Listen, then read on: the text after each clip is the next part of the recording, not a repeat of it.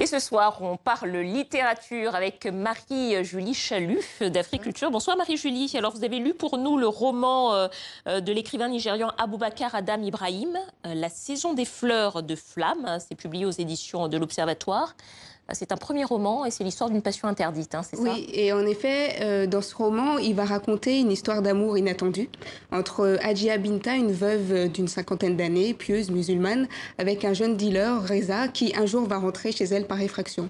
Et l'apparente distance qui sépare les protagonistes va nous permettre d'évoquer en tout cas va permettre d'évoquer par l'auteur les conflits de génération, les rapports de genre, de classe sociale et du poids de la tradition, notamment sur les femmes.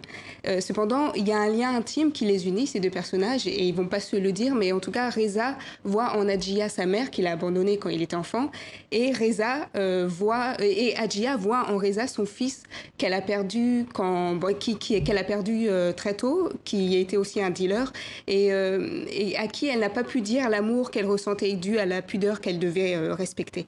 Et à travers cette histoire qui brave les interdits, l'auteur arrive à nous peindre une fresque nuancée, captivante du nord du Nigeria au sein de la communauté Hausa.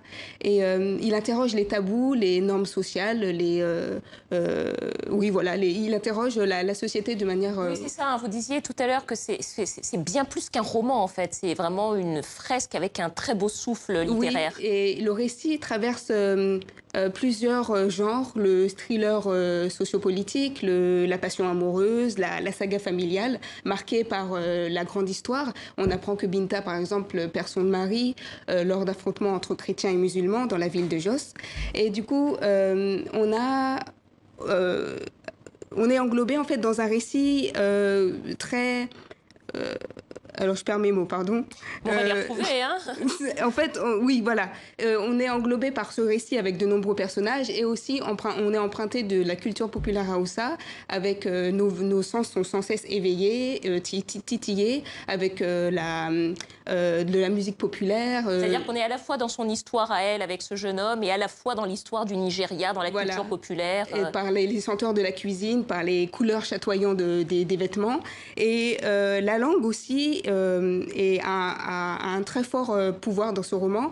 Elle souligne aussi les rapports sociaux du Nigeria.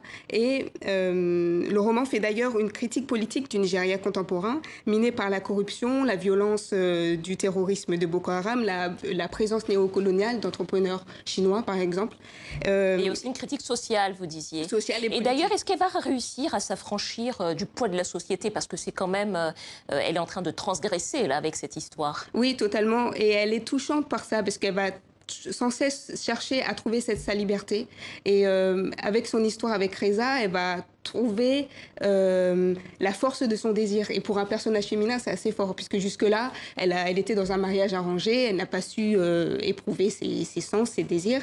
Et du coup, elle est très forte pour ça, et l'auteur arrive à nous la rendre très captivante, du coup, par ça. C'est un roman qui se lit très facilement? Bah, moi, j'ai beaucoup aimé. C'est surtout par le personnage d'Adjia, parce qu'elle sera marquée par la culpabilité, mais elle va réussir quand même à faire face, notamment face à son prétendant, Malam Haruna, qui est un vieux monsieur de son âge, en fait, et qui va prétendre être son deuxième mari. Et elle lui dira...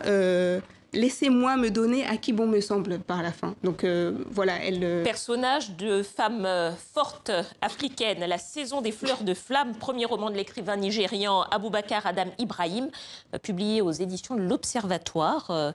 Merci Marie-Julie. On vous retrouve une prochaine fois pour une chronique littérature.